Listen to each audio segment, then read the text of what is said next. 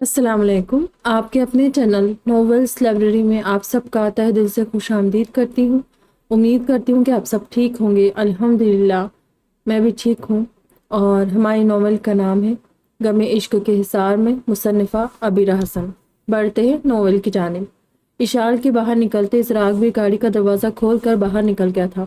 اس کی نظریں اشال کی پشت پر جمی تھی، جو سامنے والی گاڑی کے پاس کھڑے بندے کو دیکھ کر خوشگوار انداز مسکراتے آگے بڑھ چکی تھی۔ فانی، تم اس وقت یہاں کیا کر رہے ہو؟ چہک کر پوچھنے لگی تھی، مگر افنان نے اسے کوئی جواب نہیں دیا تھا، جبکہ اسراغ نے اشال کے پرجوش انداز کو شدت سے محسوس کیا تھا۔ اسی وقت ارتضیٰ بھی گاڑی سے باہر نکلا۔ بھیا! افنان کے بعد ارتضیٰ کو دیکھ کر اشال اس کی طرف بڑھ گئی۔ ارتضیٰ کے ساتھ ساحر شیرازی بھی تھے، اور ان کی پچھلی سیٹ سے زیب اور صہیب بھی باہر آئے۔ ایشو بچے، تم اس وقت کہاں جا رہی ہو؟ میں نے تو زر کی گاڑی دیکھ کر گاڑی روکی تھی۔ میں افنان کو ذرا اسٹیشن چھوڑنے جا رہا تھا، اس کی ٹیکسی خراب ہو گئی تھی۔ یہ آج رات کراچی جا رہا ہے۔ مگر تم لوگ اس وقت کہاں گھوم پھر رہے ہو؟ اپنے پاس آتی شال کو ایک بازو کے ہلکے میں لیتے ارتضیٰ نے سوالی نظروں سے ساتھ کھڑے سر سے پوچھا تھا، جس کی نظریں افنان پر ٹکی تھی۔ ہم گھر جا رہے تھے بھائی، اسراغ نے بڑے بھائی کو مختصراً جواب دیا۔ بھیا مجھے کہیں نہیں جانا، اپنے بھائی کو سمجھائے۔ میں حویلی جا رہی تھی، مگر مجھے اپنے ساتھ واپس لے جا رہے۔ شال نے پنجوں کے بل اچکتے ارتضیٰ کان میں سرگوشی کی تھی۔ تبھی ارتضیٰ شال کی بات سننے کے لیے اس کی طرف قدرے جھک کر گیا تھا۔ مگر کیوں؟ زر شال کو رسم کے لیے گاؤں جانا تھا نا، تو تم اسے گھر کیوں لے کر جا رہے ہو؟ ارتضیٰ نے افنان کو دیکھتے زر کو مخاطب کر کے پوچھا تھا۔ ارتضیٰ کی آواز سن کر ازراق نے چونک کر پہلے بھائی اور اس کے ساتھ لگی شال کو دیکھا، جبکہ افنان، جس کی ازراق سے اچھی خاصی سلام دعا گاؤں میں ہو چکی تھی، اس وقت نہ جانے کی خاموشی سے نظر جھکائے کھڑا روڈ کو گھور رہا تھا۔ نہ اس نے ازراق کو دیکھ کر اس سے بات کی، نہ اشال پر ایک بھی نظر ڈالی تھی۔ اسی دوران ساریمہ زارون، جو کچھ دور سے پیدل آ رہے تھے، ان کے پاس آ کھڑے ہوئے۔ وہ بھی حیرت سے زر اور اشال کو دیکھنے لگے۔ بھائی، کل میرے کچھ فرینڈز نے ہماری شادی کی خوشی میں دن کو دعوت رکھی ہے۔ سب لوگ اپنی اپنی وائف کے ساتھ مدعو ہیں۔ جو لوگ گاؤں میں شادی پر نہیں آ سکے تھے وہ بھی آ رہے ہیں۔ اب میں وہاں اکیلا تو نہیں جا سکتا، اور دعوت بھی ہم دونوں کے اعزاز میں دی گئی، اسی لیے ہمیں صبح وہیں جانا تھا۔ میں کچھ دیر پہلے ہوٹل سے اپنے فرینڈ کی فیملی کو گھر چھوڑنے گیا تھا۔ میری واپسی سے پہلے پھپھو لوگ سارم کی یہاں چلے آئے، تبھی مجھے اشال کو لینے اس وقت یہاں آنا پڑا۔ ازراق نے تفصیل سے ارتضیٰ سمیت ان سب کو بتایا۔ ارتضیٰ بھی اس بات میں سر ہلاتے آگے بڑھا تھا، مگر اشال نے اس کا بازو دبوچ کر اسے روک لیا۔ آپ ان سے کہیں نا کہ بعد میں رکھ لے دعوت، ابھی میں اماں بابا کے ساتھ گاؤں جاؤں گی۔ سب لوگ صبح جا رہے، میں اکیلی رات کو جاؤں گی، وہ بھی مسٹر سڑے ہوئے ماڈل کے ساتھ۔ پلیز بھیا، منع کر دینا۔ اشال نے دوبارہ ارتضیٰ کے کان میں سرگوشی کی تھی، مگر وہ فوراً نفی میں سر ہلا گیا۔ نو، تو اس وقت زر کے ساتھ جاؤ، کوئی ضرورت نہیں سب کے ساتھ جانے کی، کل شام کو گاؤں آنا۔ ارتضیٰ نے اشال کو شہادت کی انگلی دکھاتے صاف منع کیا۔ مگر بھیا، زورین بھابھی اور مشل بھابھی کے ساتھ ہی صحابیہ بھی ہے، میں ان کے ساتھ باتیں کرتی ہی جاؤں گی، اکیلے سفر کا کیا خاک مزہ آئے گا۔ اس بار ارتضیٰ کے صاف جواب پر اشال نے بھی زور سے کہا تھا، مگر اب ارتضیٰ سمیت زارون، زیب اور ساحر شیرازی نے بھی فوراً نفی میں سر ہلایا۔ اٹس اوکے بھائی، آپ لوگ اشال کو لے جائیں، مجھے ان سب رسموں وغیرہ کا بالکل نہیں پتہ تھا، ورنہ میں ان لوگوں کو پلان کرنے سے پہلے ہی منع کر دیتا۔ بٹ کوئی بات نہیں، ابھی میں ان سے کال کر کے معذرت کر لوں گا، آپ لوگ جائے گا۔ نو ایشو، اسراق نے بظاہر مسکراتے کہا تھا، مگر اس کا بگڑے موڈ کا ان سب کو اچھی طرح اندازہ ہو گیا تھا۔ نہیں سر، تم منع کیوں کرو گے؟ کوئی بات نہیں، تم اشال کو لے کر جاؤ، اور تم اشال جاؤ، جا کر گاڑی میں بیٹھو، کل گاؤں آ جانا، ایک دن سے کوئی فرق نہیں پڑتا۔ زیب اور زارون نے فوراً زر کے بگڑتے مزاج کو بھانپ لیا تھا، تبھی زارون نے اسراق کو منع کرتے اشال کو ڈپٹ کر کہا تھا، مگر بھیا، اشال کی سوئی اب بھی وہیں اٹکی تھی۔ اشال، اس بار زیب نے اسے گھور کر دیکھا تھا اور منہ بناتے جا کر گاڑی میں بیٹھ گئی۔ کل بھی نہیں آنا مجھے، اشال نے گاڑی کے اندر سے ہانک لگائی تھی۔ اچھا ہے، مت آنا، اب سیدھا زارون کی شادی پر ہی حویلی میں لینڈ کرنا۔ سارم بھی گاڑی کے اندر سے آتی اشال کی آواز سن کر شرارت سے بولا تھا، شاید شادی پر بھی نہیں کرنا لینڈ، آپ لوگ ہی اکیلے نپٹا لیجیے گا، اشال کی اب کسی کو کیا ضرورت ہے۔ بہت سمجھ کر سب نے اپنے سر سے اتار پھینکا ہے، اندر سے ہی تڑک کر بولی تھی، اور ازراق نے شکایتی نظروں سے ارتضیٰ کو دیکھا تھا، جو بھائی کی نظروں کو مفہوم سمجھتے اسے اپنے ساتھ لے گاڑی کی طرف بڑھ گیا تھا۔ ایشو بچے، ناراض تو مت ہو، سچویشن کو سمجھو۔ اچھا، پرومس میں تمہیں خود گاؤں لے کر چلوں گا، وہ بھی گاڑی کے لمبے سفر پر نہیں بلکہ ہیلی کاپٹر سے۔ اب تو غصہ چھوڑ دو، ارتضیٰ نے اشال کی طرف ونڈو پر جھکتے کہا، اور اشال اس کی بات سن کر فوراً خوشی سے اچھل پڑی۔ سچی بھیا؟ اشال نے حیرت و بے یقینی سے پوچھا۔ بالکل سچ، ارتضیٰ نے شکر کی سانس بھر کر مسکراتے کہا۔ اوکے، پھر میں کل تیار رہوں گی۔ اشال کا بگڑا موڈ بحال ہو چکا تھا، جبکہ ازراق نے اس دوران ڈرائیونگ سیٹ سنبھال لی تھی۔ اشال کے اس رویے سے اس کا دل بے حد برا ہو چکا تھا۔ کتنی بے وفا لڑکی تھی وہ، جس پر اس نے کل رات اپنی بے لوث محبت چاہت کس قدر لٹائی تھی، مگر وہ اس قدر خوبصورت یادگار لمحے اس کے ساتھ گزار کر بھی اتنی آسانی سے سب کچھ بھول گئی تھی۔ واقعی بہت بے حس تھی۔ اسے اپنے شوہر کی پرواہ تھی، نہ ازراق کے جذبات کی ذرا سے بھی قدر۔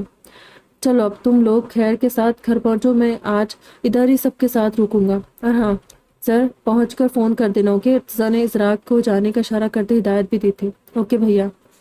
زارون بھیا، زیب بھیا، کل ملتے ہیں، بابا اماں کو میرا سلام کہیے گا، اور آپ لوگ سارم بھیا، چچا جان کو، سب کو بائے بائے۔ فانی انابیہ کو کال کر کے اس سے کہنا میں کل اس سے اور دادی سے ملنے آؤں گی۔ چلے مسٹر ماڈل، اب کس کا انتظار ہے؟ اشال کا موڈ پل میں بحال ہو چکا تھا، جبکہ باہر کھڑے سب لوگ اس کے انداز پر ہنس دیے تھے۔ Bye bye. گاڑی سٹارٹ ہو کر آگے بڑھ چکی تھی، مگر اشال ونڈو میں لٹکی سب کو اب بھی ہاتھ ہلا کر بائے بائے کر رہی تھی۔ ہاتھ اندر کرو اشال، لگ جائے گی۔ وہ یہ لڑکی بالکل پاگل ہے، ارتضیٰ نے چیختے ہانک لگائی تھی، اور پھر گاڑی کی نظر سے اوجھل ہوتے ہی اس تعصب سے نفی میں سا ہلانے لگا۔ ویسے ازراق بھائی ماڈلنگ کرتے تھے کیا، یا یہ پیٹ نیم؟ اشال نے انہیں ان کی خوبصورتی کو دیکھ کر دیا ہے، سیف نے اپنے ساتھ کھڑے زیب سے پوچھا۔ زر نے اپنے اسٹڈی پیریڈ میں کچھ عرصے ماڈلنگ کی تھی، جس کے بارے میں پاپا نے غلطی سے اشال کو بتا دیا تھا، تبھی سے اس بیچارے کا اصل نام مسٹر ماڈل پڑ چکا ہے، اور چھوٹے نے اپنے کالج پلے میں ایک کنگ کا رول کیا تھا، وہ بھی پاپا کی زبانی۔ جب سے اشال کو پتہ لگا تبھی سے اشال کے لیے وہ ارقام سے مسٹر کنگ ہو چکا ہے۔ میں شکر کر رہا ہوں کہ اشال نے پھر بھی ان دونوں کو قاعدے والے نام دیے، ورنہ زیب کی طرح اونٹ اور شتر مرغ جیسے القاب ہی زر اور چھوٹے کا نصیب بنتے۔ زیب کی بجائے ارتضیٰ نے سیف کو جواب دیا تھا، اور گاڑی کی چابی سیف کی طرف اچھال کر خود سب کے ساتھ گھر کی طرف بڑھ گیا تھا، جبکہ اس کی بات سن کر سب ہنس دیے تھے۔ مجھے بہت تیز نیند آ رہی ہے مشل آپی، آپ لوگ باتیں کریں، میں سو رہی ہوں۔ اشال کے جانے کے بعد وہ تینوں بیٹھی اسی کے بارے میں باتیں کر رہی تھی کہ نیند سے بند ہوتی آنکھوں کے ساتھ زورین نے ان دونوں کو بتایا، خود وہیں بیڈ پر ڈھے گئی۔ ارے چینج تو کر لو لیزی گرل، اور یہاں کہاں سو رہی ہو؟ زیب آتا ہوگا، دوسرے کمرے میں جاؤ۔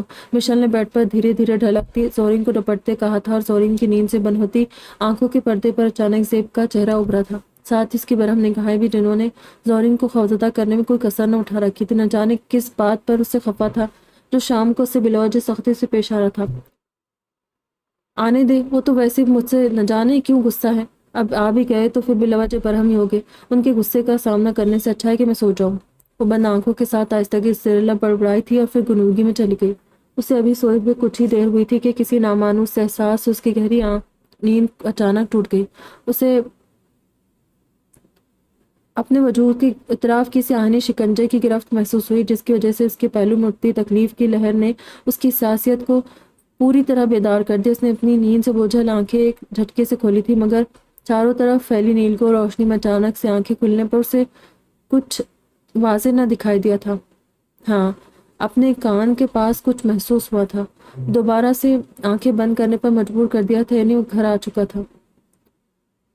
اس کے پرفیوم کی مسحور کن سی خوشبو زورین کے آس پاس چکرا رہی تھی، اور وہ اس کے باہوں کے سار میں قید اس کے سینے پر سر رکھے لیٹی تھی۔ یہاں سب کے ساتھ مجھ سے بچ کر سو رہی تھی، اس گریز کو میں کیا سمجھوں؟ کیوں مجھ سے بھاگنے کی کوشش سے جا رہی ہے؟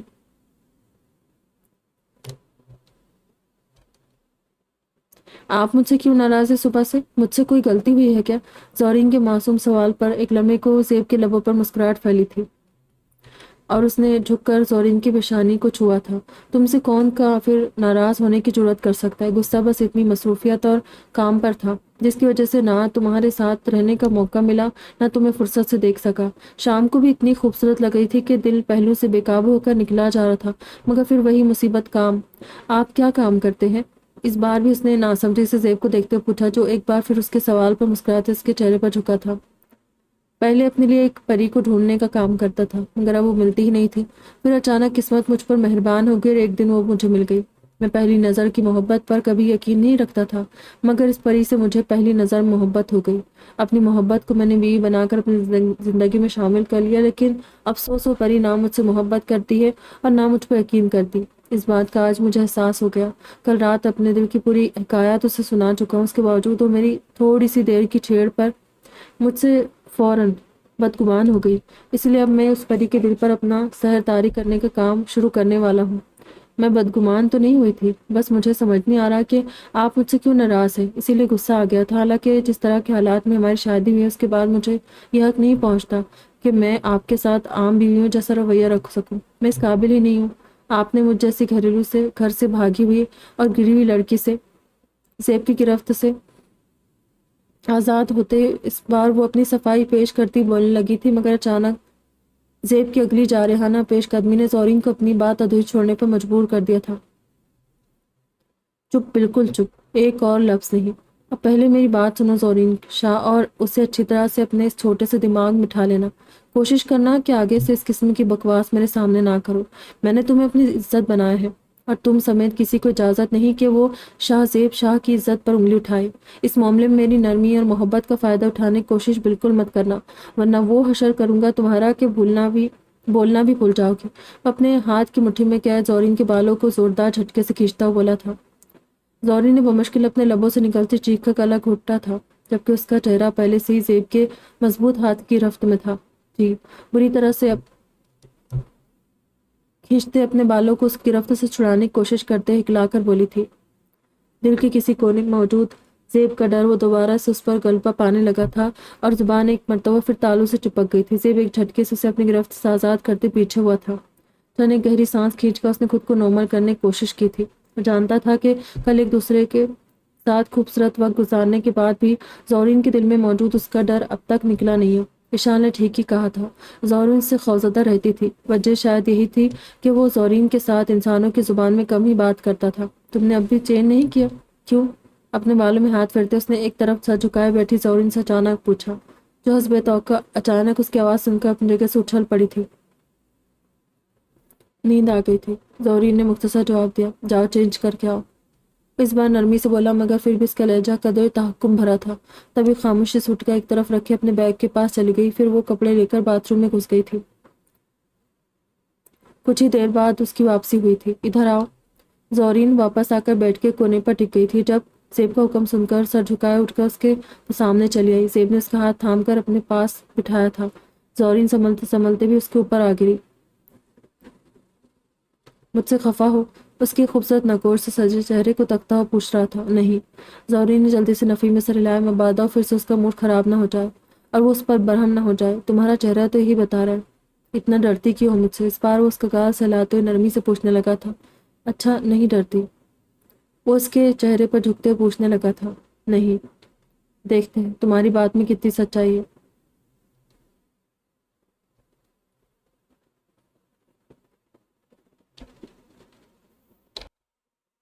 اس کی محبت کی شدتوں کے سامنے بھی زورین کے دل کی دنیا میں کوئی ہلچل نہیں مچی تھی، بلکہ اس کی آنکھ سے ایک آنسو ٹوٹ کر اندھیرے میں کہیں گم ہو گیا تھا۔ اس کا بوجھل دل کچھ نہ کہہ پانے کی بے بسی کے ساتھ اس وقت زیب کی محبت سے بھی شاکی ہو رہا تھا، جو اس سے محبت کا دعوے دار تو تھا لیکن اسے سمجھنے کے ہنر سے ناواقف تھا۔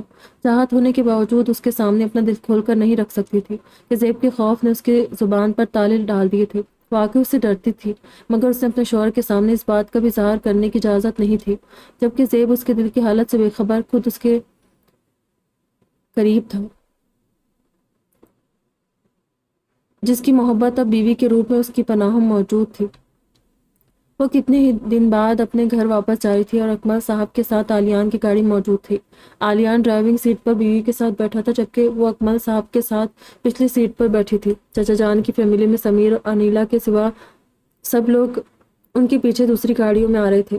راستے بھر بھیا اور بابا نے اس سے ارتزا کے متعلق کوئی سوال نہیں کیا۔ شاید بھابھی کی وجہ سے بابا کی آلیان بھائی کو ہدایت ہو۔ پھر گھر آتے ہوئے سب کافی دیر بیٹھے رہے۔ موضوع گفتگو فنکشن میں ہونے والا ڈرامہ تھا۔ علاء کے یوں ارتضیٰ کے حق میں بولنے کا سب سے زیادہ مذاق اصفیہ نے اڑایا، مگر علاء خاموشی سے ضبط کے بیٹھی رہی۔ کچھ چاہتا بیگم نے بھی پھپھو ہونے کے ناطے ارتضیٰ کی سائڈ لی۔ ان کے لیے ارتضیٰ کسی طور زارون اور زیب سے کم نہیں تھا، تب انہوں نے بھی اصفیہ کو 2-3 بار بھتیجے کا مذاق اڑانے پر ٹوک دیا تھا۔ پھر کچھ ہی دیر میں اصفیہ سونے اپنے روم میں چلی گئی اور اجمل صاحب کی فیملی بھی گیسٹ روم میں چلی گئی۔ تب اصل میں آلیان اور اکمل صاحب کی عدالت میں علاء کی پیشی ہوئی۔ چینج کرنے جائی تھی جب اکمل صاحب نے اسے آواز دے کر اپنے ساتھ روم میں آنے کے لیے کہا۔ آلیان بھی ساتھ ہی تھا۔ آج جو کچھ ہوا علاء، وہ ہم سب نے دیکھا۔ بحیثیت بیوی تم نے سب کے سامنے اس عورت کا منہ توڑا، ارتضیٰ کی طرفداری کی، بہت اچھی بات ہے، مگر وہ عورت ارتضیٰ کے جس ماضی کے متعلق بات کر رہی تھی، تم نے کہا کہ تم اس کے بارے میں سب پہلے سے جانتی ہو۔ ارتضیٰ نے ایسا کیا کیا تھا جس کے بارے میں تم جانتی ہو مگر ہم نہیں؟ یا صرف وہ بات تم نے اس عورت کا منہ بند کرنے کے لیے ارتضیٰ کی حمایت میں کہی تھی؟ بابا اور عالیان نے اسے سوالات کا سلسلہ شروع کیا تھا۔ میں نے اس عورت سے جو کچھ کہا وہ سچ کہا۔ میں ارتضیٰ کے ماضی کے متعلق سب جانتی ہوں۔ وہ مجھے پہلے ہی سب بتا چکے تھے۔ ان سے ماضی میں کچھ ایسی غلطیاں ہو چکی تھی جن کا ازالہ کرنے کے لیے انہوں نے اپنے آپ کو سرتاپا بدل دیا، گناہوں کے خاردار راستوں کو چھوڑ کر نیکی کی سیدھی راہ پر چلنا شروع کیا۔ اور یہ بات میرے نزدیک قابل مذمت نہیں بلکہ قابل تحسین ہے۔ علیہ نے اکمل صاحب کو دیکھتے ہوئے عالیان کو اس کے سوال کا جواب دے دیا تھا جو باپ کے پاس ہی بیٹھا تھا۔ پھر وہ مختصراً ان سب کو زرتاشا اور ارتضیٰ کے عام سے تعلق کی نوعیت کے بارے میں بتاتی چلی گئی کہ ماضی میں سب کیا ہوا تھا، جس کے بارے میں ارتضیٰ اسے شادی سے پہلے بتا چکا تھا۔ اسی لیے نہ علیہ کے دل میں ارتضیٰ کے لیے کوئی شکایت تھی، نہ کسی قسم کا کوئی گلہ۔ جبکہ بیٹی کی بات سن کر اکمل صاحب اپنی جگہ خاموش بیٹھے رہ گئے کہ اب ان کے پاس داماد سے پوچھ کرنے کا کوئی حق نہیں بچا تھا، کیونکہ ان کی بیٹی نے ارتضیٰ کو اس کی تمام تر خوبیوں اور خامیوں کے سمیت اپنے لیے منتخب کیا تھا۔ مگر عالیان کو ایک بار پھر بہن کی خود مختاری بری لگی۔ دیکھ لے بابا، آپ یہ کتنی خودسر ہو گئی ہے، عمر سے زیادہ بڑی بڑی باتیں کرنے لگی ہے۔ شادی سے پہلے ارتضیٰ کے بارے میں سب جان چکی تھی مگر اس نے ہمیں بتانے کی زحمت بھی نہیں کی۔ اگر ہمیں پتہ ہوتا تو اس کی شادی کے متعلق ہم سوچ سمجھ کر فیصلہ کرتے۔ اس میں خودسری کی کیا بات ہے بھائی؟ اور میری شادی کے متعلق آپ کیا سوچتے سمجھتے؟ ذرا مجھے بھی بتا ہی دے۔ عالیان کی آنکھوں میں دیکھتے طنز سے مسکرا کر پوچھنے لگی تھی۔ عالیان دن بدن اس کے ساتھ نہ جانے کیوں تلخ ہوتا جا رہا تھا۔ اس کے دل میں بہن کے خلاف موجود شکایت بڑھنے لگی تھی جنہیں نہ علیہ نے ختم کرنے کی کوشش کی، نہ اصفیہ انہیں ختم ہونے دینا چاہتی تھی۔ کچھ دیر پہلے کا اصفیہ کا رویہ اور عالیان کی خاموشی اس کا واضح ثبوت تھی۔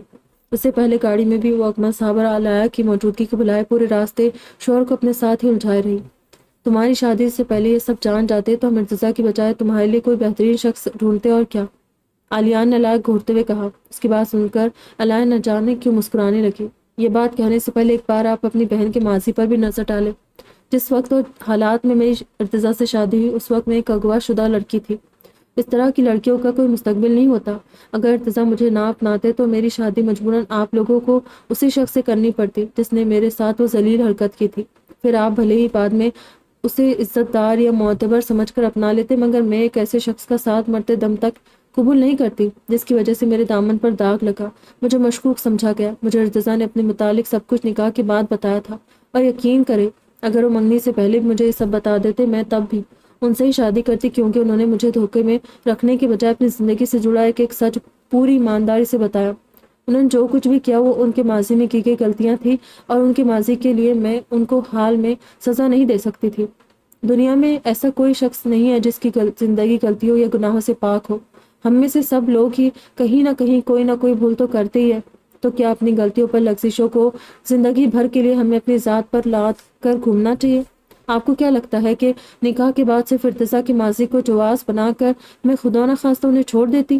خود آپ اپنے ماضی کو دیکھیں، آپ سب آپ ہی سے منسوب تھے، انہیں پسند کرتے تھے، مگر ان کی شادی کہیں اور ہو گئی۔ آپ لوگ ایک نہیں ہو سکے، یہ آپ کا ماضی تھا۔ آپ کے دل میں شادی سے پہلے کوئی اور لڑکی بسی تھی تو کیا اس جرم میں آپ کی شادی نہیں ہونی چاہیے تھی؟ یا اگر کبھی بھابھی کو اس بارے میں پتہ چل جائے تو کیا انہیں خدا نخواستہ آپ کو چھوڑ جانا چاہیے؟ نہیں بھائی، زندگی ایسے نہیں چلتی۔ ہمیں کسی کے ماضی کو دیکھ کر اس کے حال کو جج نہیں کرنا چاہیے۔ خود اللہ رب العزت کسی انسان کی پچھلی زندگی کے اعمال دیکھنے کے بجائے اس کے حال کو دیکھ کر اس کے متعلق فیصلہ کرتے ہیں۔ یہ تو بس ہم انسانوں کی کم صرفی ہے کہ ہم کسی انسان کی ایک برائی کو دیکھ کر اس کی ہزاروں اچھائیوں کو نظر انداز کر دیتے ہیں۔ میں بحیثیت ارتضیٰ کی بیوی آپ سے کہتی ہوں کہ میں اپنے شوہر کے ماضی اور حال دونوں پر ان سے راضی ہوں۔ میرے دل میں ان کے لیے ذرہ برابر تلخی یا بدگمانی موجود نہیں ہے، بلکہ مجھے کبھی موقع ملا تو میں ان تمام شادی شدہ لڑکیوں کو جن کے نصیب ارتضیٰ جیسے مردوں سے جڑ جاتے ہیں یہ بات سمجھانا چاہوں گی کہ شادی کے بعد اگر آپ کا شوہر آپ کو عزت و محبت دے رہا ہے تو خدا را اس کے لیے آپ اللہ کے شکر گزار بن کر خود بھی اپنے شوہر کو عزت و مان ضرور دے، اسے اس کی سابقہ لغزشوں کی تانے مت دے کہ آپ کے نصیب میں ایک بد کردار یا گرا ہوا مرد آیا ہے۔ نہیں، آپ کو وہی ملا جو اللہ نے آپ کے لیے پسند فرمایا۔ ہم میں سے بعض عقلمند اور دانا میاں بیوی کے رشتے کو قرآن کی روح سے بس اللہ کے ایک فرمان کے ساتھ جوڑ دیتے ہیں کہ جیسا مرد ویسی عورت۔ ہمارے ہاں سورہ نور کی آیات نمبر 26 کا ترجمہ سراسر غلط لیا جاتا ہے۔ بدکار عورتیں بدکار مردوں کے لیے اور بدکار مرد بدکار عورتوں کے لیے۔ اس آیات کے ساتھ ساتھ قرآن مجید کی کسی بھی آیات کی تفسیر اس کے سیاق و سباق کے بغیر نہیں کی جا سکتی، اور ہمارا المیہ یہ ہے کہ ہمیں آدھا سچ بتانے کی عادت ہے۔ اگر سورہ نور کی اس آیات کے آگے اور پیچھے کی آیات کو پڑھا جائے تو صاف پتہ چلتا ہے کہ یہاں پر آخرت کی بات ہو رہی ہے، نہ کہ دنیا کی۔ آخرت میں بری عورتیں برے مردوں کے ساتھ جہنم میں ہوگی، اور اچھی عورتیں اچھے مردوں کے ساتھ جنت میں ہوگی۔ اللہ کے اس ارشاد کو آپ دنیا میں بھی دیکھتے ہیں تو بے شک اللہ یہاں بھی اپنے بہت سارے بندوں کو اپنے ارشاد کے عین مطابق نواز سکتے ہیں، مگر کچھ بندوں کے ساتھ اس کے برعکس معاملہ ہوتا ہے تو اس پر اللہ سے شکوے شکایت کرنے کی بجائے کوشش کرے کہ آپ اس برے بندے کو اپنی تمام تر توجہ و کوشش سے اس کے ساتھ حسن سلوک کر کے اسے راہ راست پر لا سکے۔ ہو سکتا ہے کہ اس کے راست پر آنے کا ذریعہ اللہ نے آپ کی ذات کو بنایا ہے۔ آپ اچھی ہے اور آپ کو شوہر برا ملا تو آپ فوراً اللہ سے شاکی نہ ہو جایا کرے کہ یہ آپ کے لیے اللہ تعالیٰ نے نعوذ باللہ غلط فیصلہ کیا ہے، یا آپ کا نصیب ایک ایسے بدکار شخص کے ساتھ کیوں لکھ دیا گیا جو آپ جیسی پاک باز لڑکی کے قابل نہیں تھا۔ کیا آپ حضرت آسیہ کو بھول بیٹھے جن کے نصیب میں فرعون جیسا شوہر لکھ دیا گیا تھا؟ یا آپ نے حضرت لوط علیہ السلام کی زندگی پر نظر نہیں ڈالی جن کی بیوی ایک کافرہ تھی؟ یا آپ نے حضرت یوسف علیہ السلام کا قصہ بھلا دے جنہیں ایک عورت کی شہوت پسند فطرت کی خاطر کتنے سال ناگہانی قید کی صحبت اٹھانی پڑی اور پھر اسی عورت کو آپ کی بیوی بنایا گیا، جبکہ آپ کے کردار کی گواہ خود اللہ رب العزت کی ذات تھی؟ کیا یہاں آپ اللہ کی عطا اس کی تقسیم پر سوال اٹھا سکتے ہیں کہ اس نے اپنے مقرب بندوں کے ساتھ ایسا کیوں کیا؟ بالکل نہیں، کیونکہ ہم سے بہتر جاننے والا خود ہے۔ اسی لیے اللہ کے فیصلوں پر سوال کرنے کے بجائے اس کے پیچھے چھپی مصلحت کو سمجھے۔ اگر نہیں سمجھ سکتے تو خود کو اس کی رضا پر راضی کر لے، جیسے میں نے کیا ہے، کیونکہ میں ایک بات اچھی طرح جانتی ہوں کہ پتھر ہمیشہ اپنی جگہ بھاری ہوتا ہے۔ شادی شدہ بیٹی قریب کی ہو یا بادشاہ کی، جب تک ماں باپ کے گھر پر ہوتی ہے تبھی تک اچھی لگتی ہے، مگر شادی کے بعد شوہر کا گھر ہی اس کا اصل ٹھکانہ ہوتا ہے۔ جیسے چھوڑنے کی غلطی کر کے اگر لڑکی ماں باپ کے سر پر مسلط ہو جاتی ہے تو وہ پھر بیٹی نہیں، ایک بوجھ بن کر رہ جاتی ہے، جسے ایک وقت بعد خود ماں باپ بھی عاجز آ کر اتار پھینکنے کی سوچتے ہیں۔ اور یقین کریں اپنی ذات کی اس بے توقیری سے زیادہ تکلیف دہ صورتحال اس دنیا میں اور کوئی نہیں ہوتی۔ آپ جو مجھ سے اس وقت ارتضا کے کردار اور ماضی پر بات کر رہے ہیں نا بھائی، کل اگر میں اس ارتضا کو چھوڑ کر آپ کے گھر آ گئی تو آپ ہی مجھ سے نگاہیں پھیر لیں گے۔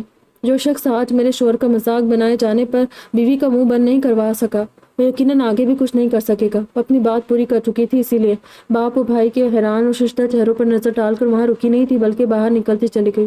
اس نے اپنے باپ اور بھائی کی عدالت میں شوہر کا کیس خوش اسلوبی سے لڑ لیا تھا۔ اس کا دل مطمئن ہو گیا تھا۔ سرشاری سوچتے اس نے اپنے روم کا رخ کیا تھا۔ کتنے دن بعد آئی تھی اپنے پیارے سے گھر میں جس کی ہر ایک چیز کو اس نے خود اپنے ہاتھوں سے سجایا تھا، اس کا خوبصورت سا روم جس کا انٹیریئر بھی اس نے اپنی پسند سے کروایا تھا۔ آج کتنے دن بعد اسے اپنے روم میں سونا نصیب ہونے والا تھا۔ مسکرا کر سوچتے روم میں پہنچی، مگر اندر داخل ہوتی اسے حیرت کا زوردار جھٹکا لگا۔ سامنے اس کے بیڈ پر پھیل کر لیٹا ہوا ارتضا لائق کو اپنی جگہ شوکڈ کر گیا تھا۔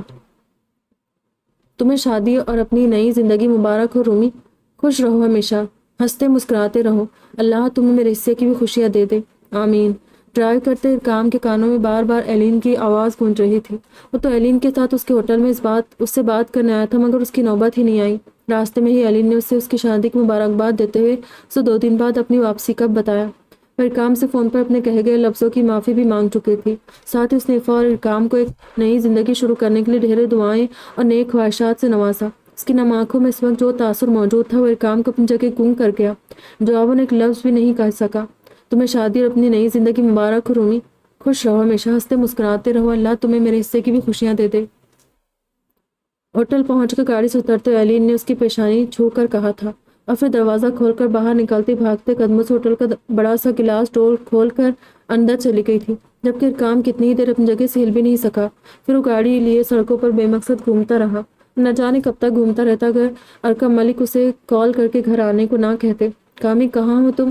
ہم سب گھر آ چکے ہیں اور تم بھی سیدھے گھر پر پہنچو، اسے ہدایت دے کر کال بند کر چکے تھے۔ تبھی ارکام نے گاڑی گھر کی طرف موڑ لی۔ وہ گھر سے کافی دور آ چکا تھا، اسی لیے واپس ملک ہاؤس پہنچتے مزید گھنٹہ لگ گیا، اور جس وقت گھر میں داخلہ پورا گھر اندھیرے میں ڈوبا ہوا تھا۔ سب سونے بھی چلے گئے، کہیں عفا بھی نہ سو گئی ہو۔ آج میری اس سے بات بھی نہیں ہو سکی، ابھی تو شام والے بیہیویئر پر ہی اسے ایکسکیوز کرنا ہے۔ وہ زریلا بڑبڑاتا ہوا اوپر چلا گیا، مگر اوپر اسے کوریڈور میں جلتی لائٹس کے نیچے اشعال اور اطراق نظر آئے۔ مسٹر ماڈرن مجھے ٹیرس پر جانا ہے، سنا ہے میرے رضا بھیا نے وہاں ہٹ بنوائی تھی۔ وشال بولتی ہوئی آگے بڑھ گئی تھی۔ ہٹوا دی ہے وہ ہٹ، اور رومز بھی کلین ہو چکے، چلو اب اندر، بہت رات ہو گئی ہے۔ سنو نہیں ہے کیا؟ ازراق کی چنچلائی آواز پر کام نے لب بھیج کر مسکراہٹ چھپاتے بڑے بھائی کو آگے بڑھ کر سلام کیا۔ السلام علیکم زر بھائی۔ ارکام کے سلام پر ازراق نے پلٹ کر اسے دیکھا۔ وعلیکم السلام۔ تم اپنے دوست کو ہوٹل چھوڑنے گئے تھے یا امریکہ؟ اب واپس آ رہے ہو؟ بھائی میں ایلین کو ہوٹل چھوڑ کر ذرا ایسے ہی ڈرائیو پر نکل گیا تھا۔ شال بھابھی کیا ہوا؟ کہاں کی سیریں کرنے چلی اس وقت؟ ارکام نے زر کو جواب دینے کے ساتھ ٹیرس پر جاتی شال سے پیچھے سے ہی ہانک لگا کر پوچھا۔ ازراق نے منہ بنا کر اپنی بے وفا بیوی کو دیکھا تھا۔ مسٹر کنگ آپ کہاں تھے؟ کیا عفا کے ساتھ میکے نکل گئے تھے یا اس سے ملتے ہوئے آ رہے؟ اشال بولتی ہوئی آگے آئی تھی، جبکہ عفا کے میکے جانے کی سن کر ارکام کی مسکراہٹ اچانک تھم گئی۔ میکے؟ عفا کون سے میکے گئی ہے؟ ارکام نے سوالی نظروں سے بھائی کو دیکھا۔ کیوں تمہیں بتایا نہیں اس نے؟ آج ولیمے کے بعد علاء بھابھی سمیت یہ سبھی اپنے اپنے گھروں پر چلی گئی ہے۔ میرے فرینڈس نے کل دعوت رکھی تھی، اسی لیے مجھے ان محترمہ کو واپس لانا پڑا، مگر علاء بھابھی اور عفا اپنے اپنے گھر پر ہے۔ ازراق اشال کو دیکھ کر منہ بناتے اندر اپنے روم میں چلا گیا تھا، اور ارکام کے حیران چہرے کو دیکھ کر اپنے روم کے دروازے پر کھڑی اشال نے پورے دانتوں کی نمائش کی۔ کال کر کے دیکھے، میرے خیال میں آپ کی بیوی کا فون اب بھی بند ہوگا۔ اپنے گھر جاتے اس نے مجھے راستے سے کال کی تھی اور مجھ سے بات کر کے فوراً سوئچ آف کر دیا، اس خدشے سے کہ آپ کی کال آئے گی تو وہ غصے میں فون توڑ کر اس کے ٹکڑے نہ کر دے، اسی لیے اس نے فون بند کر دیا ہوگا۔ اشال نے محظوظ سے انداز میں ارکام کو مطلع کرنے کے ساتھ اس کے رنگ اڑتے چہرے پر بھی نظر ڈالی، جو تیزی سے اپنا فون نکال کر عفا کا نمبر ڈائل کرنے لگا تھا، مگر پھر مطلوبہ نمبر بن جانے کی مخصوص ٹیپ شدہ ریکارڈنگ سن کر واقعی پریشان ہو گئے۔ شال بھابھی عفا کس وقت اپنے گھر گئی تھی؟ ارکام نے بے قراری سے پوچھا۔ شاید 2-2.5 گھنٹے ہو چکے ہیں، اشال نے جواب دیا تھا، جسے سن کر ارکام نشنا ہونٹ دانتوں تلے کچلتا کچھ سوچ کر پلٹ گیا۔ ارے کہاں چلے؟ گھر میں گھسنے بھی نہیں دے گی آپ کو، جانا بیکار ہے، اس وقت تو شدید غصے میں ہے۔ اف بیچارے مسٹر کنگ، اب جائیں گے بیوی کے پاس معافی مانگنے۔ وشال تعصب سے بڑبڑاتے واپس پلٹ کر ٹیرس کی طرف جانے لگی تھی کہ تبھی اس کے روم کا دروازہ کھلا تھا اور 2 ہاتھوں نے اسے پکڑ کر اندر گھسیٹنے کے ساتھ فوراً دروازہ لاک کر لیا۔ ساتھ اس کی پشت کو بند دروازے کے ساتھ لگاتے اس نے اشال کو دائیں بائیں ہاتھ کا سخت حصار اس قدر مضبوطی سے باندھا تھا کہ اشال کو اپنی پسلیاں ٹوٹتی محسوس ہوئی۔ شدید غصے میں تو میں بھی ہوں، اس لیے تم سب کی فکر چھوڑو، بس اپنی خیر مناؤ کہ اب میں تمہارا کیا حشر کروں گا۔ ازراق نے دانت پستے کہا۔ اشال کی خوف سے پھیلی آنکھوں کو شرربار نگاہوں سے گھورتے اس نے اشال کے بالوں کو دوپٹے سمیت پیچھے سے پکڑ کر جھٹکے سے کھینچا تھا۔